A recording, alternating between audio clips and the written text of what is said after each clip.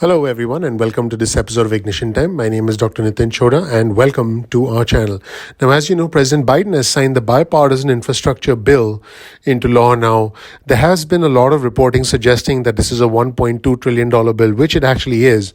But just over $500 billion is actually new spending. The rest is actually repurposed money that we've been continuing to spend. Having said that, this is the largest investment in infrastructure in a generation. So this is definitely a big deal, the Infrastructure Investment and Jobs Act. Now, I do want to be clear, this is a big win for the Democrats to try and forge some consensus in Washington, D.C. But the truth is there are a lot of small details behind the scenes that I want our viewers and subscribers to be aware of. Welcome to our channel, everyone. My name is Dr. Nitin Chhoda with Ignition Time. This right here is a little bit of information about me. You'll learn more about who I am, what my journey has been like, and why you should listen to me. So let's take a closer look behind the scenes of the Infrastructure Investment and Jobs Act, thanks to Steve Morris from The Recount, who actually took us behind President Biden's infrastructure victory. There are a lot of things behind the scenes here, folks, that I think our viewers and subscribers should be aware of. Again, this is courtesy of Steve Morris from The Recount, and so full credit to Steve for this incredible reporting. What I'll do is I'll provide you with a link to this resource, to this video that you're about to watch in the description section below, so you can check it out for yourself if needed. Let's roll the tape and hear from Steve Morris from The Recount. Let's watch. Infrastructure Week, am I right? Can we be done with that joke now? President Biden has now signed the Infrastructure Investment and Jobs Act, the official name for what you've probably heard of as the Bipartisan Infrastructure Deal, Bipartisan Infrastructure Plan, Bipartisan Infrastructure Framework. Just a lot of bipartisanship. The law is the culmination of months of negotiations between Republicans and Democrats, and between Democrats and themselves. So, what's in it? How big is it? What's it mean? Well, a lot of people like to call it a $1.2 trillion bill. It actually has only $550 billion in new spending. The rest is money Congress usually spends on highways and infrastructure every year. So it's not huge, but it's still legitimately impressive in some ways. According to most estimates, it's the single biggest infrastructure investment in American history. So what's in all that new spending? Well, a lot. There's $110 billion for repaving and expanding cramped and crumbling roads and bridges. $66 billion for trains, the most money for Amtrak since it was instituted in the 70s. $40 billion for public transit, mostly modernizing and updating old buses. $15 billion to massively expand electric car chargers. The US right now has only a tenth of what it needs if we're going to transition away from gas-powered cars.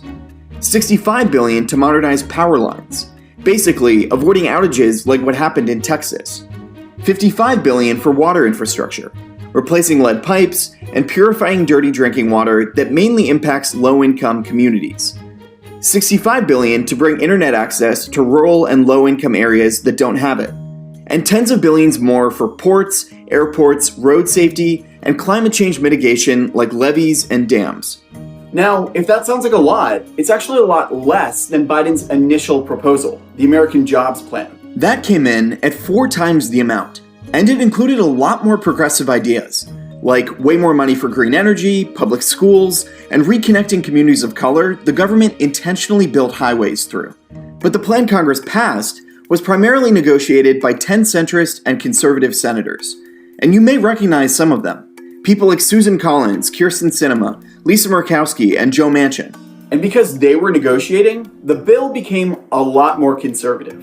Let's look at the program for lead pipes, for example.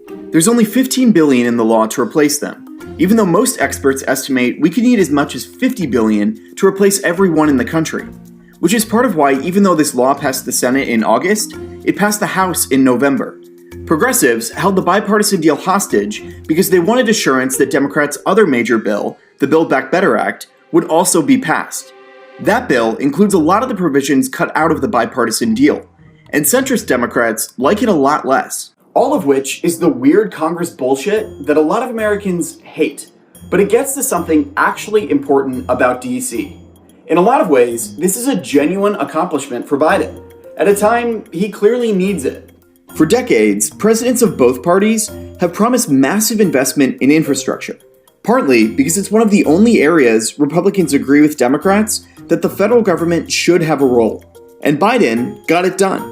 But in getting it done, he also sacrificed a lot of what he ran on and first proposed.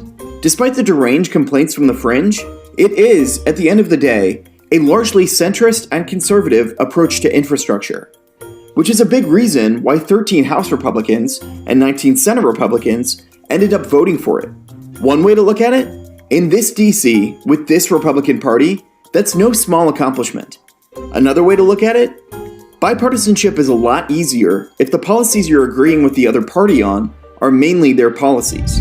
So that was the behind the scenes news about the Infrastructure Investment and Jobs Act. And keep in mind, at the time I'm recording this episode of Ignition Time, the Democrats are doing everything they can to actually pass the additional reconciliation bill that they're going to try and pass without a single vote from the Republicans in the Senate or in Congress. A lot is going on right now, and I do believe the future of the Democratic agenda is at stake here, because I believe that the Democrats are going to do absolutely everything they can to try and get this passed ahead of the midterm elections in 2022, because for them this is going to help them politically going into the midterm elections in 2022. Now, let me know where you stand. Do you agree or disagree with everything the Democrats are doing, with the way they're positioning this? Most importantly, do you agree or disagree with the contents of the Infrastructure Investment and Jobs Act, and where do you stand with all of this? What do you think of all the components which were expertly outlined by Steve Morris from the recount? Do you think it's going to make an impact to your day-to-day life, or do you think, hey, it's another thing that the government is doing which really makes absolutely no difference to me? Let me know what you think in the comment section below. Please click the like button. Please click subscribe. Please enable notifications. Thank you so much for watching. A ton of effort goes into the creation and the production of these videos. And all I ask of you is that you please click the like button. Please click subscribe. Please enable notifications. I would greatly appreciate that. Thank you once again. My name is Dr. Nitin Chhoda. I'm looking forward to seeing you in the next episode of Ignition Time. Take care. I'll talk to you soon. Bye.